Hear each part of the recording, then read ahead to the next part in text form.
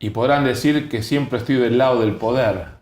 Y tengo el honor de presentar al actual, al flamantemente asumido presidente de DIRCOM España, nuestro querido amigo Joaquín Maurice Costa, que estuvo ya aquí, es hombre de la casa, cuando era todavía presi, era solamente DIRCOM, ahora ya está aquí con nosotros, cumple con su promesa de si estaba al frente de DIRCOM iba a estar aquí, y yo cumplo con mi promesa y le ofrezco nuevamente esta casa y este espacio para difundir y ser un altavoz de la labor que realizan los y las DIRCOM de España y por supuesto de todo el mundo que se sumen a ello. Querido amigo, enhorabuena, gracias y ahora 4 años por delante.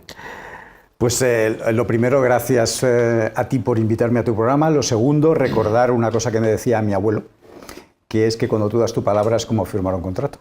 Y he procurado hacerlo toda mi vida. Y entonces aquí yo te di mi palabra y para mí eso era un contrato firmado, así que aquí estoy.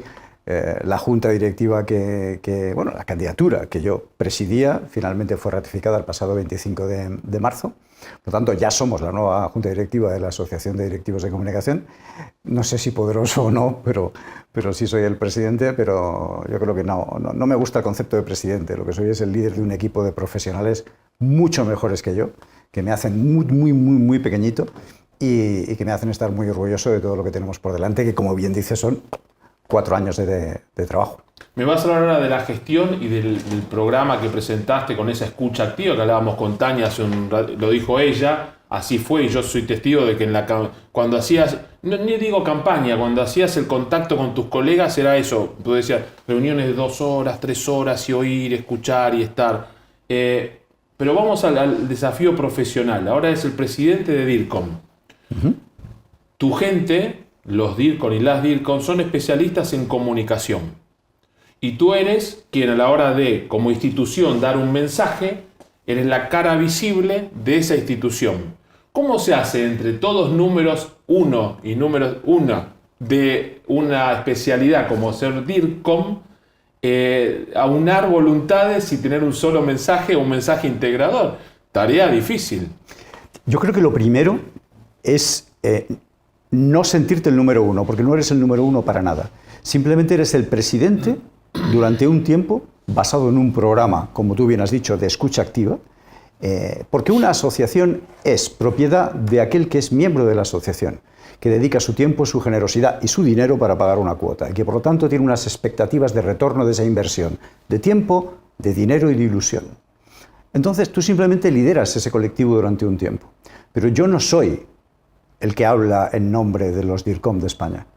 Porque cada DIRCOM tenemos director de comunicación, director de asuntos corporativos, como quieras llamarlo. Cada uno tiene su punto de vista, su experiencia, sus expectativas. Yo lo que tengo que representar es un colectivo que trabaja para dar valor a lo que hacemos, para que la empresa entienda que la comunicación corporativa es un valor activo, que genera negocio, que el hecho de que pertenezcamos a un comité de dirección aporta un valor diferencial. Eso es lo que hacemos. Pero me niego a que lo que yo diga tenga que ser un dogma de fe, nada más lejos de mi intención. Yo puedo, en un momento dado, ser el portavoz del resultado de un estudio, con una muestra, con un error muestral, y entonces seré portavoz de unos datos, como habéis dicho antes. Pero Dios me libre de pontificar sobre lo que es o no es. Yo lo que tengo es un proyecto que con humildad y trabajo en equipo queremos sacar adelante. Y eso lo que quiere decir es que tenemos que entender muy bien el por qué existe DIRCOM, cuál es el objetivo de una asociación profesional, de un colectivo profesional de estas características, que aglutina, igual que antes decía Tania que Gambán tenía socios de distintos tipos, con distintos intereses. Nosotros tenemos grandes empresas del IBEX 35, grandes multinacionales como la que yo puedo representar, y un país inmenso de pymes. Tenemos grandes representaciones de socios en Madrid o Barcelona, grandes ciudades, pero tenemos 8 delegaciones territoriales por todas partes de España, donde hay pequeñas empresas, donde hay características locales, diferentes sensibilidades, y tenemos que satisfacer por igual a todos los socios, al grande y al pequeño, porque todos han puesto la misma ilusión.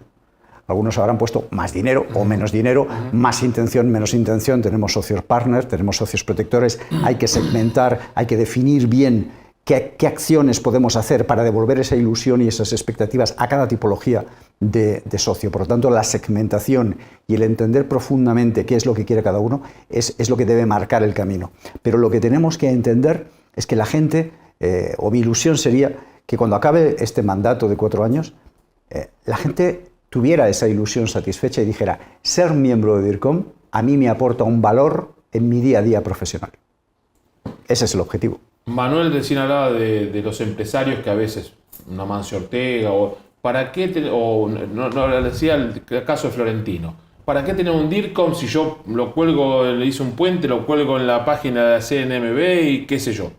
Es uno de los desafíos tal vez de la asociación de DIRCOM, que las grandes empresas y las no tan grandes entiendan que la comunicación es una herramienta muy poderosa y que no puede faltar más allá del presupuesto que tenga una empresa dentro del organigrama de una empresa.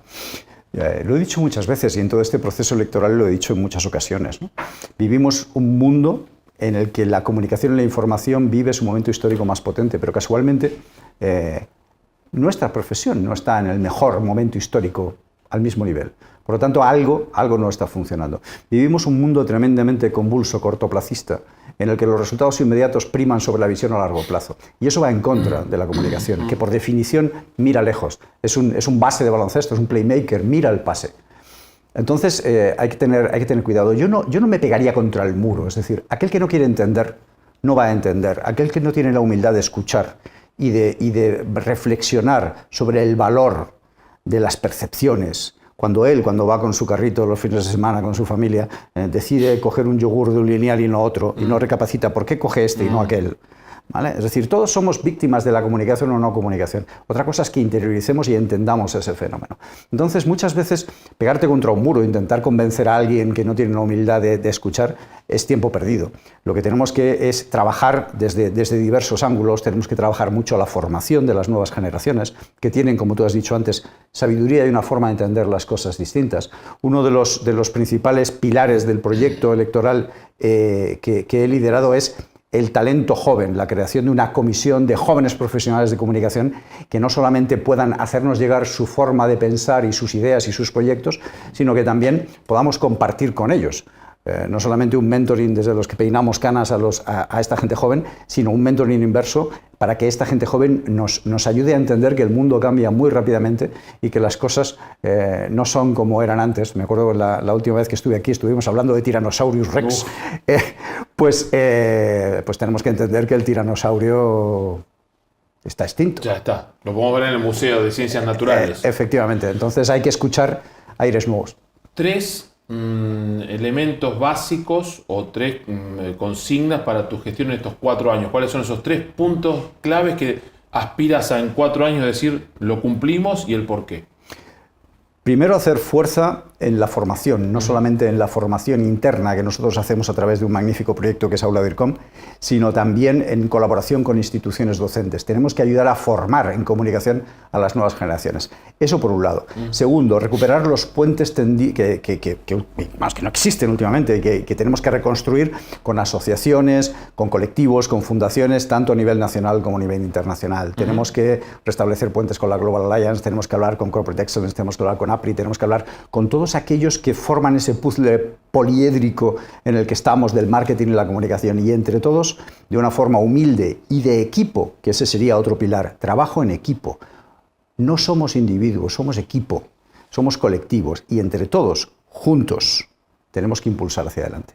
Entonces, ese es el trabajo. Yo te diría que lo tenemos que hacer con humildad, sin egoísmos, sin pensar que mi colectivo es más importante que el tuyo, sino ¿qué podemos conseguir los dos juntos? Que sea mutuamente beneficioso. Sin esa generosidad que es inherente a cualquier acción asociativa.